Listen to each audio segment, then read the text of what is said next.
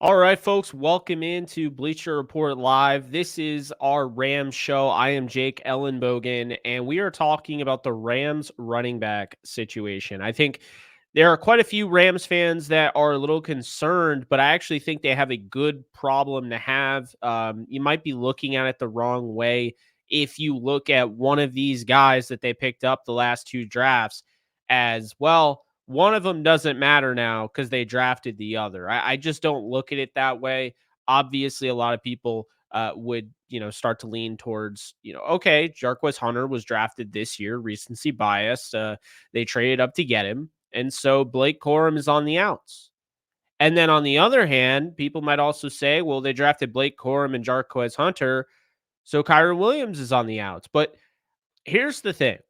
I think starting off with this, Kyren Williams is likely a player they want to keep around. And we've heard that. We've heard nothing but, that type of sentiment from, the Rams is that, look, like Jarquez Hunter, you add him, you add Blake Corum.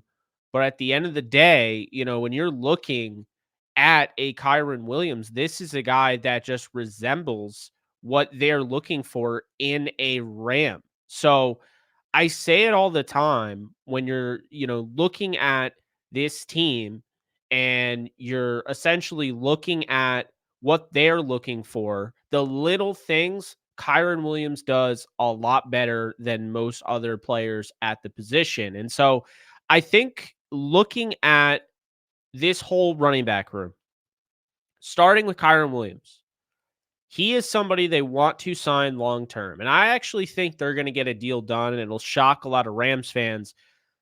But this is somebody that's had back to back years of 1,000 yards. He was told his first year as a starter, he wasn't big enough. He couldn't take on a big workload. He got hurt. They went 1-3 without him in those 4 games. However, what's never brought up is that the next year he stayed healthy. The next year, he got even better as far as taking on the brunt of the workload.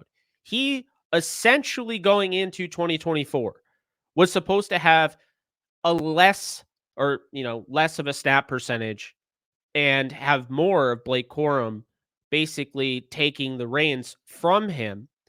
And the whole point of that was drafting Blake Corum. He's very similar skill set to Kyren Williams. He can come in and the offense doesn't drop off a cliff. But then the Rams realized it actually might. Now, Blake Corum is not a bad player. He wasn't a bad prospect. He's a good player and a good prospect, or at least he's an unproven player, but a good prospect. The thing about Blake Corum, though, is his pass protection wasn't where it needed to be.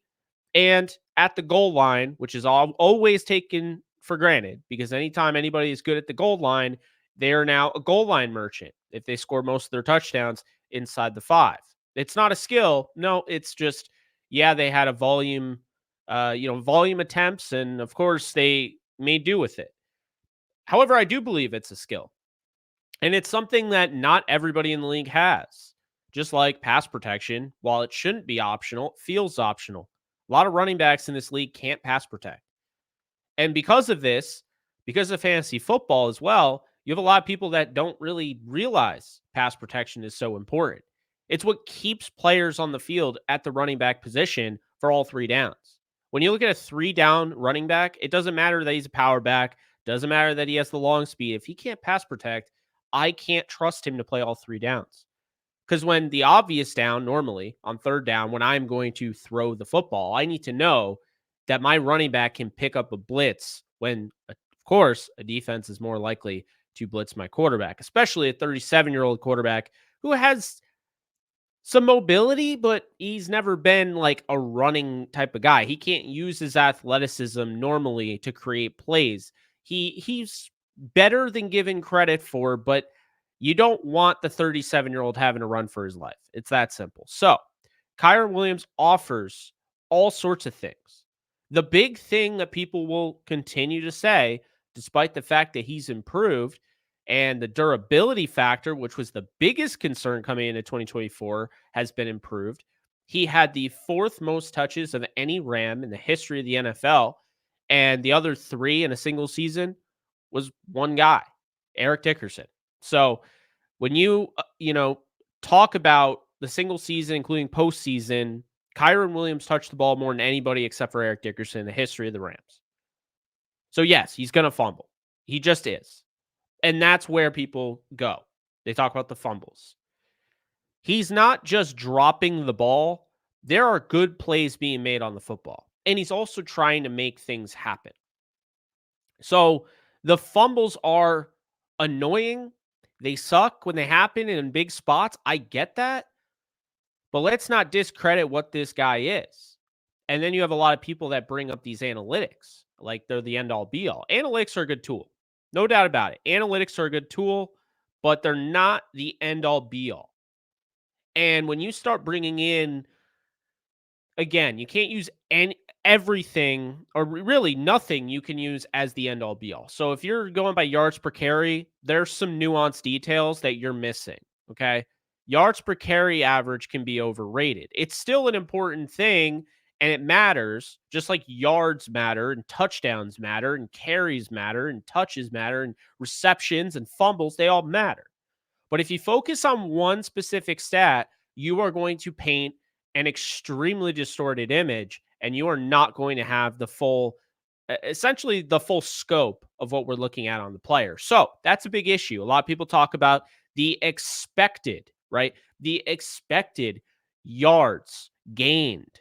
Okay. And Kyren Williams doesn't have more than the expected yards gained. It's about the same. So he doesn't bring that explosion to the table, the explosive rate, all of those. Okay. It's fair argument. It is. Kyren Williams is not the most explosive back. When the Rams drafted him in the 5th round, traded up with the Raiders to get him, they weren't trading up to get him because he ran a 4.2 40. They weren't trading up to get him because he doesn't fumble the football at all.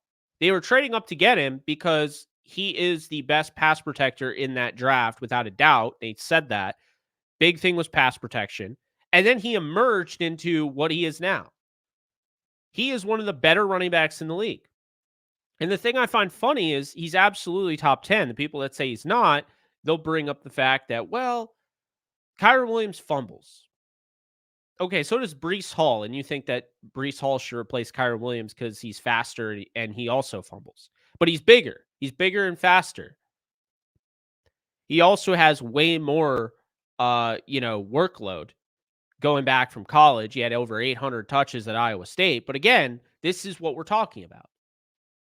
The grass is not always greener, on the outside. And I feel like very often you get confident, you get comfortable with what you have, and then you're like, you know what? I feel like we could upgrade there. And while that's not always not true, it definitely is true every now and then.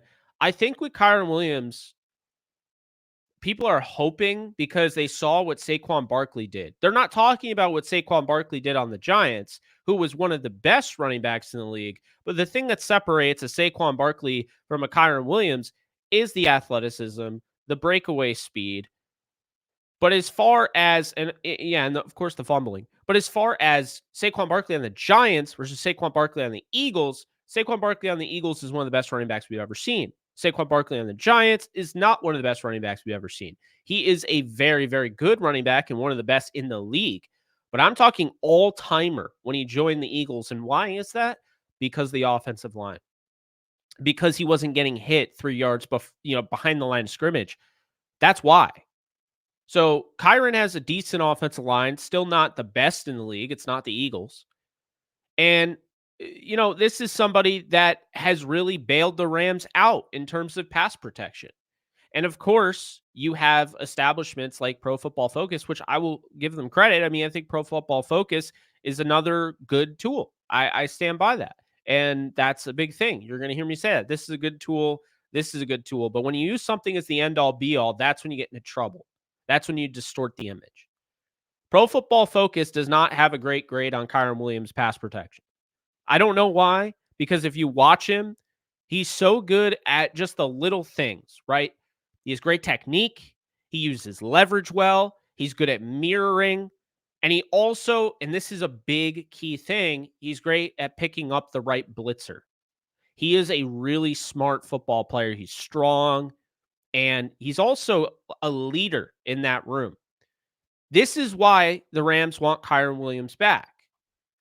But just because I'm high on Kyren Williams and just because I would like to see him, sign a contract, doesn't mean Blake Corum and Hunter just go away. And that leads me to Blake Corum. Now, the Rams have other running backs on this roster: Ronnie Rivers, Waters, who they added UDFA, and of course, last year from the 49ers. And then, he was also dropped. You have Cody Schrader. Now, here's the deal. I'm talking about the top three. I could see Ronnie Rivers being well liked, by this coaching staff yet again, and then he sticks on the roster as the fourth guy. But I don't know if that's even feasible. So here's the deal. Looking at number 2 here on the depth chart, whether you like it or not, it's going to be Blake Corum. And I'm telling you why. I am very high on Jarquez Hunter. I gave this an A-plus pick, 4th round, 117. I love that they moved up 10 spots to secure him. And I love it because he's a great fit. He's a wrecking ball type of player. He's got breakaway speed. He's got good contact balance. He doubles as a reliable and productive returner. He runs with great pad level. I mean, there are a lot of things I like about Jarquez Hunter, but the big thing about Jarquez Hunter, he led the SEC in yards per carry. He was really productive, but there's one thing he struggled with, and that is pass protection. Now, can he do it? Sure, but he's not doing it at a level that I feel comfortable with right out of the gate. So there's going to have to be some development there, is my point. And when you look at Blake Corum, he was getting better over the course of the year. He's still just not on the level of Kyren Williams pass protection wise. And maybe he never will be because that's asking a lot. But the reality is this: if you have a guy who can pass protect and you have a guy who mirrors a lot of what the starter does, he's likely going to find the field a decent amount of times and he'll be the backup. Jarquez Hunter, to me, and this is how I view him, because I think there are way too many people. If you're for Kyren, you're against Blake Corum and Jarquez Hunter. If you're against Kyren, then that means that you think Blake Corum or Jarquez Hunter are the guys. I feel like there's a middle ground here. And I feel like we're making too big of a deal out of something that's not a big deal. As a matter of fact, I think it's a good problem to have. It's not even a problem. You have an extremely good running back room with a lot of potential and talent and athleticism. And so when you look at Blake Corum, this is somebody who you saw in limited action last year who showed some signs of being something. And in the passing game, I think is where he could really thrive. Jarquez Hunter is the guy that they just added. He's the fun, explosive power back that I think a lot of people are going to want on the field early on. But because he's not the best pass protector, I do think he's going to be used, and I'm going to use a baseball analogy here. I think he's going to be used as the pinch hitter where you need a big home run in a big spot, and you're looking to score big on that swing. And you take a swing on Jarquez Hunter, good vision. And if he can get, obviously with that contact balance, he can get something going. He gets into the, next level, the second level of the defense. And now you got a guy that's hard to tackle. And then he's also hard to catch when he runs by you. He's a very, very fast running back, very explosive. So these are the things that I'm talking about and looking at when it comes to Jarquez Hunter. He long-term could end up being a franchise running back. He absolutely could. He has all the tools, and I think he can get a lot better in pass pro to the point where, yeah, you feel confident and comfortable with him playing all 3 downs. But for now, the Rams have a good deal of depth, potential, and the whole thing. So Kyren's your number 1, no doubt about it. And I do think he's going to get that contract extension. That doesn't mean Blake Corum is chopped liver. Blake Corum is well built for the running back position, runs with good pad level, has some experience in the passing game, and he's going to get better in pass pro. I actually thought he was pretty decent at Michigan, and I thought he kind of looked not quite the same at the NFL level early on, but towards the end of the year, yeah, he got better before he, of course, had the season-ending injury. Now, Blake Corum is important because the thing is with Kyren Williams, yes, he had the 4th most touches in Rams history. I talk about that a lot, but you don't want that. You don't. You want to limit his touches. You want to maximize them. You want him out there when he can do the most damage. You don't want volume carries, okay? You want volume carries normally when you have a explosive back who, hey, every time, like stats show, every 5% of, these extended carries, I hit a home run, right? Those are the type of guys that should be getting volume carries. Kyren, you should be using him strategically and efficiently. He should be getting 18 to 22 carries a game. I'm not saying he shouldn't, but as far as being, on the field the whole game, no. We're trying to keep him upright because I'm just talking about the touches that he had, fourth all time. That doesn't even count the snaps. He had a crazy amount of snaps this year because last year, again, he missed 4 games. They went 1-3 in that. So here's the deal. Corum has a role. Okay. He's not being traded. I don't believe so. I think he has a legitimate role as the number 2, unless Jarquez Hunter beats him out in camp and it doesn't even look close. He has a role as the number 2 back. Jarquez Hunter is the injection. He is the injection of speed and power. He's the injection of, hey, we're down in this game. We need to keep running the football because we're having success, but we need to maximize these runs. And that's where Jarquez Hunter comes in and hits the home run. Okay, that's what he's for now. Obviously, he can emerge into a bigger role and a well-rounded back and all of that over the course of time. But right now, Jarquez Hunter has one purpose, and that is to be a wrecking ball with breakaway speed. That is what he's trying to be right now, okay? He's essentially the wrecking ball from Indiana Jones. That's what he is. But Blake Corum can exist in this running back room, and I feel like a lot of people don't realize that. It's either he needs to be gone and traded away or Kyren needs to go. All 3 of these guys in 2025, a team that is trying to win the Super Bowl, all 3 of these guys can coexist. We're seeing in the NFL, there's more of this. The committee backfield isn't necessarily having to be a committee backfield. If you give Corum like 10 carries, better yet, give Kyren 70% of the snaps. Okay? Give him 60 to 70% of the snaps. Give Kyren, and then have Blake Corum and Hunter. We'll say Hunter gets 10% and Blake Corum gets about 20 to 25%. And if you did that, I think you'd have a winning formula there. But lately, it's just Kyren can't Kyren can't have 85 to 100% of the snaps played. That's just putting too much on him. He's not a 225, 6'2" running back. He's built at his size, but he's still, right? So that's a big thing for me. But when looking at this running back room, I think people are looking at this the wrong way. Instead of looking at it as a crowded room, as a room that has inconsistencies, and as a room that essentially there are too many guys that are stepping on each other's toes, too many cooks in the kitchen, as they say. I think they now have a running back room that they can really attack any sort of deficiency that they were missing. So I really like what I'm looking at here. I do. And I am not out on Blake Corum, despite what many people might think. Just because I advocate to pay Kyren Williams doesn't mean I want to move on from Blake Corum. Just because I advocate to draft another running back doesn't mean I want to move on from Blake Corum. And just because I am advocating for Blake Corum in this moment doesn't mean I'm anti-Kyren or anti-Jarquez Hunter. All 3 of these backs have a skill set that will coexist. And you have Sean McVay, and you got a bunch of weapons. And I think this is one of the better running back. I think really this is one of the better running back rooms since Todd Gurley and Darrell Henderson in 2019. Now, of course, Todd Gurley was kind of falling off at that point, but that's what I'm talking about. Todd Gurley, CJ Anderson, if you want to do that.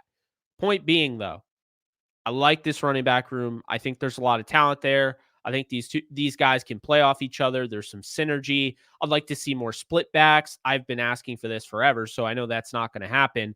But I would love to see you flex out Blake Corum or Kyren Williams, then you have one of them behind, or you use one of those guys with Hunter. And I feel like when you have a running back room that has this much capability, because Blake Corum was a touchdown machine and a production machine at Michigan, I do think it's fair to suggest, hey, look, if all of these guys are talented, Jarquez Hunter leads the SEC in yards per carry.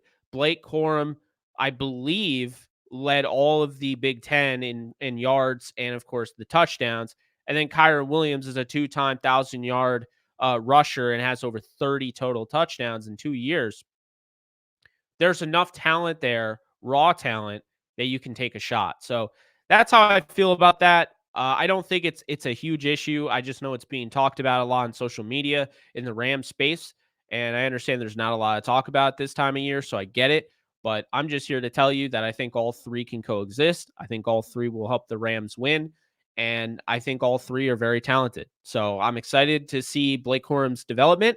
I'm excited to see Jarquez Hunter's development. I'm excited to see Kyren Williams be the running back, the starting running back for the next few seasons, because I believe that's the direction we're going in. Is it going to be a 5-year deal? Probably not. It's going to be a 4-year deal, maybe. My guess is it ends up being a 3-year deal. So expect 3 years if they sign him, and they might not sign him, but I feel good about it. So those are my thoughts. I know a lot of people gang up on Kyren for the fumbles. My point being is, one, you can get better at that. Obviously, just mitigate how many carries and how many touches he's receiving in a season. But of course, also, you know, just you have to have some confidence in him. If all of a sudden you start pulling him out of games late in games because you don't want him to fumble, well, you're not going to get the benefits of his short yardage prowess, his pass protection. I think he's a good pass catcher. They just don't really use him correctly. And I also think he's quicker than giving credit for, and can shoot out, and really he can generate a lot of those 10-yard runs. Problem is, a lot of people don't like those. They want the 20, they want the 25, they want the 40-yard runs. That's not Kyron's game. Maybe it could be. We'll see. I wouldn't be surprised if he came out next year and looked a little bit different. I know he's been working on speed training, working on fumble, ball security. So we'll see what kind of Kyren Williams comes out of it. But I'm excited for the season, no doubt. And I think the Rams have a really good running back room ahead of them. So those are my thoughts. If you want to follow me on social media, it is JK Bogan on all social media, and you can check me out on YouTube, Jake Ellenbogen. Thanks again for Bleacher Report for having me, and I'll see you guys in the next one. Later, folks.